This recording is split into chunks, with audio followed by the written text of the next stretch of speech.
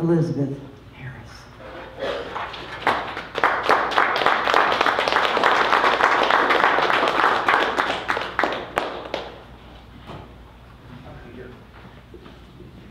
Oh yes, that needs to go lower. Lower, how's that?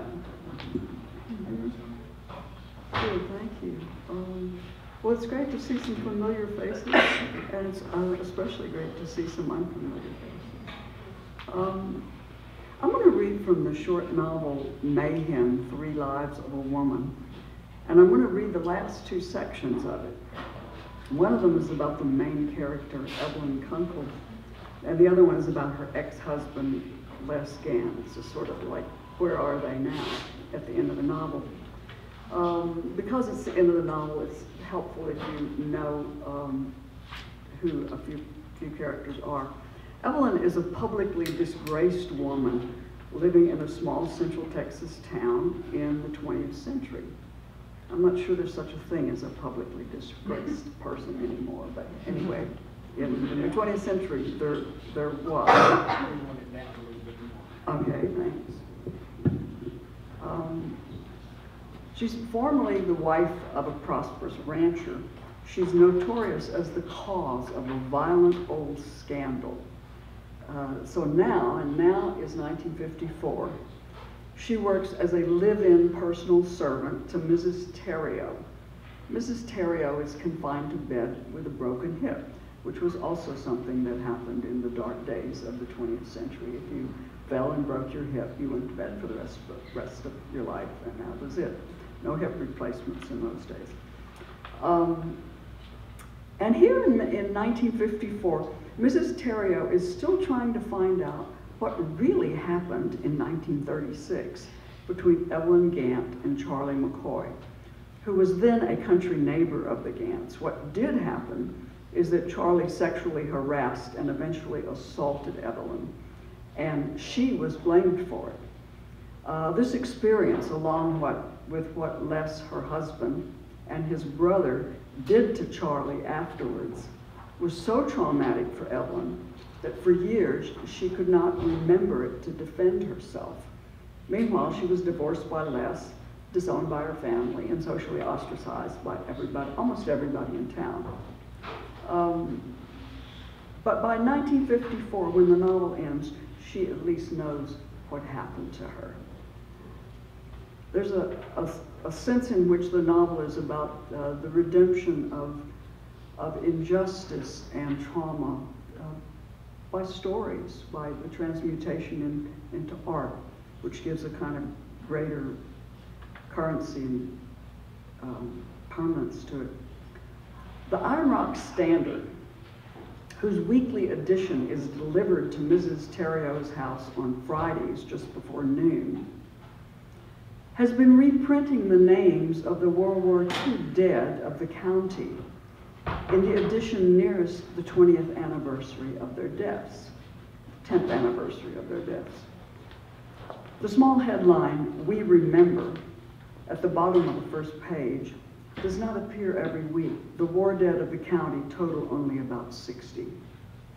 Mrs. Terrio, in her careful economy of small pleasures, saves the paper to read until after dinner. And when she opens it, looks first, while Evelyn is still there, for the small headline. If it appears, she reads out the name and recalls the people she has known of that family, or of their name, or of similar name. The week of the anniversary of D-Day, when Evelyn and Mrs. Terrio are sitting over the dinner dishes, she reads out, "Charles McCoy, Omaha Beach, June 1944, June 6th. As neither of them knows, Charlie McCoy died in February, and the 10th anniversary of his death is still a year and a half away. But the Iron Rock Standard accepts his father's memory of him as killed in the Normandy invasion. Privately, Mrs. Terrio recalls Charlie McCoy as a resentful, disreputable-looking young man, although she sees now from film advertisements featuring James Dean how that might have been the attraction, if in fact there was one. She recalls for Evelyn that Charles McCoy's mother was Inga Biederman, and what a beautiful garden she had, how for years and years Mrs. McCoy's was the place to beg a few branches or stems for graduations, weddings, funerals, before we had a florist in Iron Rock. Evelyn's "I remember" gives permission, as Evelyn realizes, for whatever inquisitive question about the past the old woman is leading up to. Mrs. Theriot lays the paper aside. Poor Charlie McCoy. Poor all the young men, hardly alive before they were dead. Did you love him? Easy enough to answer. Not at all. I didn't think so. How she loves to be right. Did you? Mrs. Theriot pronounces the word as of something foreign to both of them. Lust for him? Not at all, Evelyn begins. She loads dishes onto the bamboo tray. I didn't think so. Then how in the world did you ever manage to break the seventh commandment with him?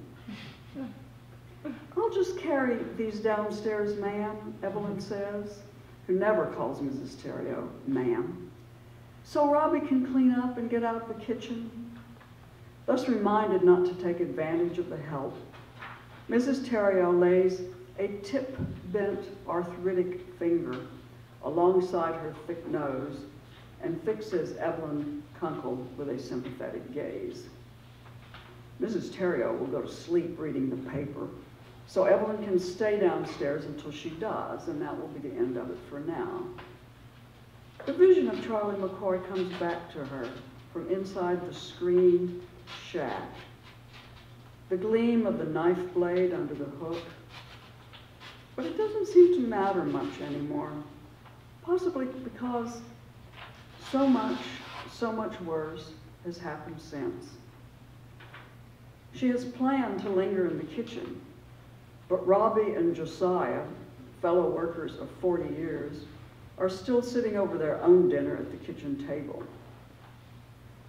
Since Evelyn avoids the parlor except when formally released by Mrs. Theriot, she crosses the hall into a dining room half stripped of chairs. A side window looks out onto a strip of dry tree-grown yard and a high wooden fence. And she dares to revisit the memory of that distant summer. Charlie McCoy's long siege of her. To what purpose? When he didn't even like her. That boneheaded unwillingness of Les Gamp's to believe and protect her as if he saw something completely different from what she did. Her exhaustion and exasperation at Charlie's desire to put that thing into her, an act that seems now even more disproportionately slight. In the yard outside the window, saplings have grown up around an enormous, much pruned, but still diseased-looking oak tree. Evelyn thinks of a time when those saplings will have spread out towards their own maturity. Mrs. Theriot will have passed on, and this house will be a Sunday school building, as she has willed it to the church to be.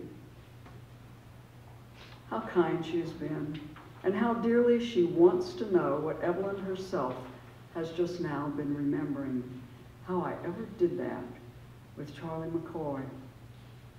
Once in a store on the main street, which has an old stamped tin ceiling, Evelyn heard a man's lowered voice say, "McCoy's Fish Camp," from which she supposes that's what it's called now. Maybe old man McCoy has closed the road, put up a fence.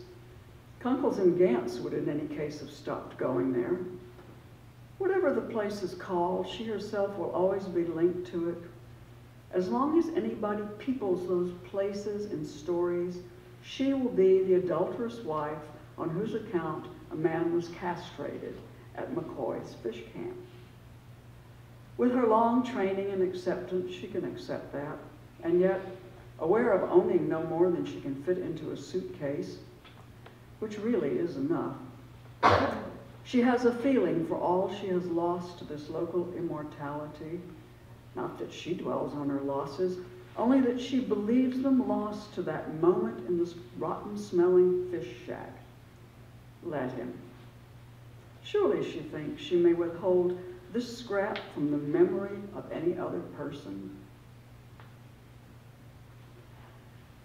Maybe Evelyn seeks to do so partly to remain a person in her own world, understanding that she has already become a character in the local story.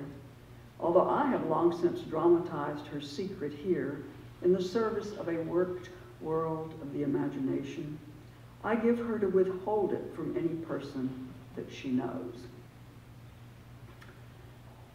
This last section is about what might have happened to Les Gant. Since none of the ordinary characters in the novel knows what happened to him, the author steps forward to speculate.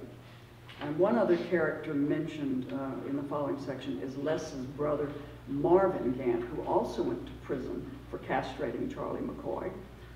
But Marvin got killed in World War II on Peleliu Island in the Pacific. I had to really practice that. Peleliu, this famous battle of the Marines. It is dark outside now in a southwestern city where I'm staying for a short while. And leaving my document on the screen, I get up from my keyboard and go out. I drive to the thinning edge of town, park on an unpaved lot, and go into a bar I have noticed earlier and never been in. I love places where nobody knows me and I know nobody and they talk. Just inside the doorway, a large work of taxidermy, parts of which once belonged to a Palomino horse, stands with a silver-mounted saddle chained and padlocked to it. A small engraved plaque on it claims for its origin, calf roping championship, Calgary Stampede, 1947. As I slide onto a stool at one end of the bar, a jukebox I will later discover to be packed with the songs of World War II is playing I'll Be Seeing You. A man sitting in the middle of the bar conducts a laconic conversation with an old straw-hatted cowboy sitting at the other end, his naughty working man's hand loosely around a beer bottle. That's right, he says. They didn't call them SEALs till after that. Though I saw the old man as a cowboy at first, follow-up glances discover what might be the habit of greater responsibility in him or the confidence of somewhat greater resources.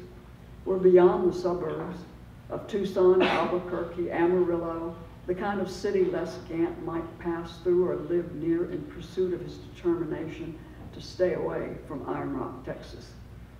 Yeah, he said, they send us out into the bay at night in nothing but bathing suits and diving gear to disable them floating mines. He knocks back the rest of his beer. An empty shot glass sits in front of him and orders the same again. You'd be down there trying not to hold your breath and you'd hear one go off and be sorry for the guy that got it, but you'd have to hope it wasn't too close because it was like chumming for sharks. Maybe he's managed a ranch and run a few cattle of his own on somebody else's land. Maybe he's trucking a few animals to market and stopped off at the frankly plywood motel across the highway. Whoever he works for respects him, maybe wonders about him, but already knows not to ask. His known life history begins, when I got out of the Navy after the war. He never tells anybody he spent 5 years in prison before it. Maybe the way he's settled down into thinking about it is, I cut a man bad in a fight. He has no close friends, nor wants any, and he certainly never married again. Les is the kind of man for whom the failure of one love is final.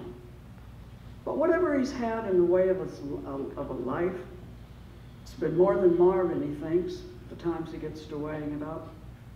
I'm not set on this identification.